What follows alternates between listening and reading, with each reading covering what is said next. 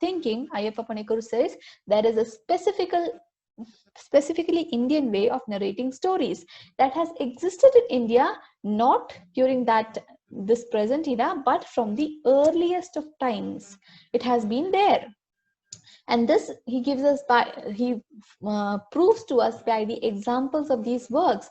The Sanskrit stories in Panchatantra, the epics of Ramayana and Mahabharata, Paril ezhudiyirikkunna Jataka Kadhas, Brihada Kadha, okay, Paishaji language ezhudiyirikkunna Gathasaptati Prakritil ezhudiyirikkunnathu, Chilapatikaram and Manimekhalai stories in Tamil, idilellam oru similar line of narration, similar motives, similar symbols and myths വരുന്നുണ്ട്. അതെങ്ങനെ സംഭവിച്ചു if Indian literature is not common term എന്നുള്ളതാണ് ചോദിക്കുന്നത്. In medieval times, the Tamil and Kannada bhakti traditions of writing that spread from southern regions of India towards northern parts of country also threw up patterns of feeling and thinking. Bhakti tradition ne kurichu ningal vaichittundavulla, okay? So oru bhakti tradition ne bhagamaayittum patterns of feeling and thinking were spread. It started in southern India, but northern India il ainte effects കാണാനുണ്ടായിരുന്നു എന്നാണ് പറയുന്നത്. And it has affected the entire literature in the subcontinent. If you look at Kabir's Dohas, if you look at Tagore's Gitanjali, all right, I'm sure there are many South Indian examples also, but I'm not familiar with them. But what I remember is I forgot that Tamilian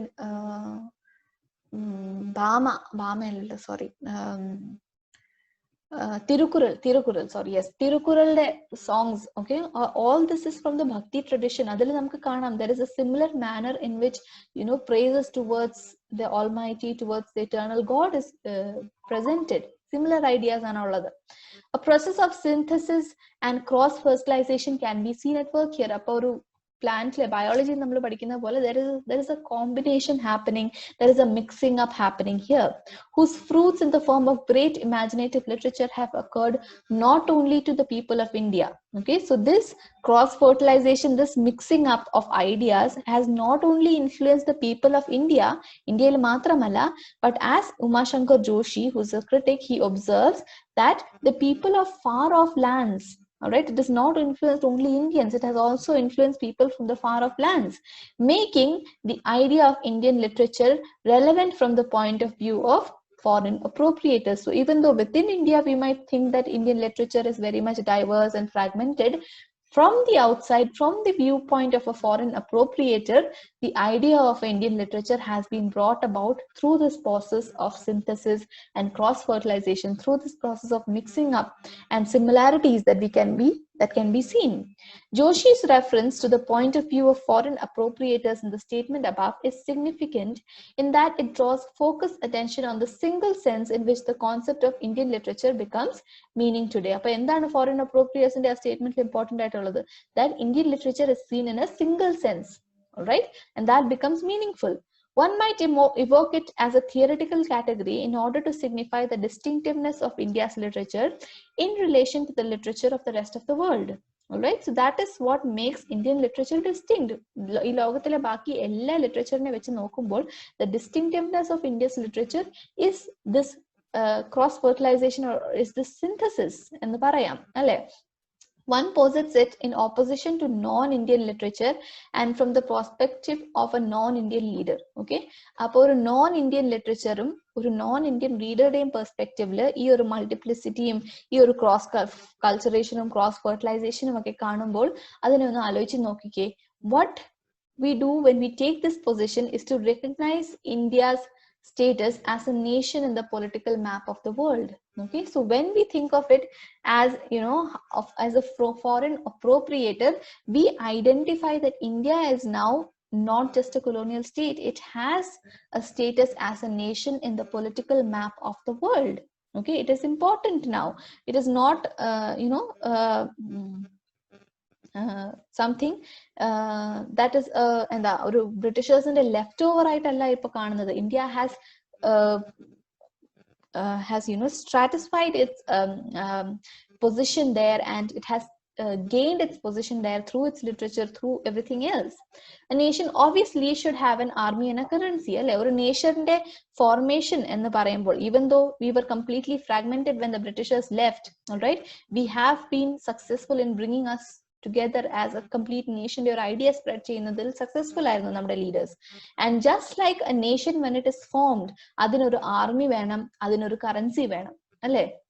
അതേ സമയത്ത് it should also have a literature of its own. So just like a nation should have an army and currency, which are very, very, very essential for its functioning, it should also have a literature of its own. In the context, one certainly cannot present Indian literature as an expression of an essential Indian spirit or a commonly shared sensibility, because the nation in question is stable only in the map of the world. Its borders keep changing from writer to writer, from reader to reader, and from subject to subject. Ennal, okay, even though we talk about this nation and this place of this nation on the world map, the expression of Indian sensibility or expression of shared spirit എന്നൊക്കെ പറയുന്നത് അത് നമ്മുടെ എന്താ അത് ആ മാപ്പിൽ കാണാൻ മാത്രമേ ഉള്ളൂ എന്നാണ് പറയുന്നത്. Because in the nation in question is stable. ആ ഒരു സ്റ്റേബിൾ മാപ്പ് ഓഫ് ഇന്ത്യ നമ്മൾ കാണുന്നത് അത് മാപ്പിൽ മാത്രമേ ഉള്ളൂ. It is not a reality. Even map ഇപ്പൊ ശരിയല്ല എന്നാണ് പറയുന്നത്, because the area that we consider to be mostly Kashmir is already half gone എന്നാണ് പറയുന്നത്, അല്ലെ? But we have not change that map. So ആ ഒരു മാപ്പിലുള്ള ഒരു സ്റ്റെബിലിറ്റി മാത്രമേ ഉള്ളൂ. Why? Because it's borders keep changing. And he's not talking about the physical changing of borders. He's talking about how the borders keep changing from writer to writer. When each writer writes about India, the borders keep changing. നമ്മൾ shadow ലൈൻസിൽ കണ്ടില്ലേ എങ്ങനെയാ border ഇല്ലാതെ ആയതെന്ന് Amitabh ഘോഷിന്, right? So its borders keep changing from writer to writer, from reader to reader, and from subject to subject. Okay, it's always changing. That is what one is to deduce from the lack of a perfect fit that exists between the images of India appearing in or in nations constructed by Manto, Mahashweta Devi, Gopinath Mohanty, Vaikam Muhammad Bashir, Lakshman Gaikwad, Bama, VKN, UR Anandamurthy, and Shashi Tharoor, to mention a few representative Indian writers from various languages. പല ഭാഷകളിൽ എഴുതുന്ന Indian റൈറ്റേഴ്സിന്റെ example തന്നിട്ട് എന്താ പറയുന്നത്, ഇവരുടെ എല്ലാവരുടെയും works എടുത്ത് നോക്കുവാണെങ്കിൽ അതിലുള്ള ഇന്ത്യയുടെ അപ്പിയറൻസ് എന്താണ്? Is it similar? No, there are a lot of differences. No one would dare to talk about an essential Indian spirit running through the works of these writers. അപ്പോൾ ഒരു essential Indian spirit ഇവരുടെ എല്ലാവരുടെയും വർക്ക്സിൽ ഉണ്ടെന്ന് നമുക്ക് ഒരിക്കലും പറയാൻ സാധിക്കില്ല. Why? Who share the same nationality. ഇവരെല്ലാം ഇന്ത്യൻസ് ആണ്. And perhaps the same period of writing. ഒരേ കാലഘട്ടത്തിൽ എഴുതുന്നവരും ആയിരിക്കാം. But whose histories, concepts, mindsets, experiences, lifestyles, language, and sensibilities are completely different from each other. All right? And that is why we cannot consider them to be one. എന്നാണ് പറയുന്നത്. These writers dwell in different Indias. Look at that beautifully expressed line. Okay, ഇവരെല്ലാം ഇന്ത്യക്കാരാണ്, Indian writers ആണെങ്കിലും they dwell in different Indias, not physically, all right, but mentally. And to speak of them as sharing a common culture and a common sensibility is to beguile oneself. Okay, so when we say that, you know, they are all sharing a common sensibility and a common language and a common culture, we are fooling only ourselves എന്നാണ് പറയുന്നത്. If one still wants to talk about a common Indian literature with reference to these writers, one might say, twisting somewhat the spirit of the Sahitya Academy motto recording the oneness of Indian literature, that they are writers divided by the same literature. Okay, എന്തായിരുന്നു നമ്മുടെ സാഹിത്യ അക്കാദമിയുടെ slogan? എന്തായിരുന്നു? That Indian literature is one though it's written in many languages, അല്ലെ? അതേ സ്ലോഗനെ നമുക്ക് twist ചെയ്തിട്ട്, അതായത് ഇവരെ എല്ലാരെയും നമുക്ക് കോമൺ ആയിട്ട് വെക്കണം എന്നുള്ള നിർബന്ധം ഉണ്ടെങ്കിൽ മാത്രം നമുക്ക് സാഹിത്യ അക്കാദമിയുടെ സ്ലോഗനെ അല്ലെങ്കിൽ ആ മോട്ടോനെ ഒന്ന് ട്വിസ്റ്റ് ചെയ്തിട്ട് എന്ത് പറയാൻ പറ്റും? That these are all writers who are in Indian literature and they are divided by the same literature. Why?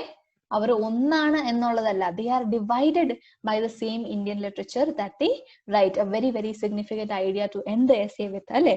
Because throughout this essay we saw how we cannot possibly define Indian literature, and this is a very good sentence to stop the essay with, by saying that, you know, though Sahitya Academy may say that Indian literature is one, and, you know, though we may try to keep finding a common thread of Indian spirit in the writers of Indian literature writers are divided by the same ideas എന്നുള്ളത് തന്നെയാണ് ഇതിന്റെ proper stopping point. So I hope you enjoyed this essay. Thank you.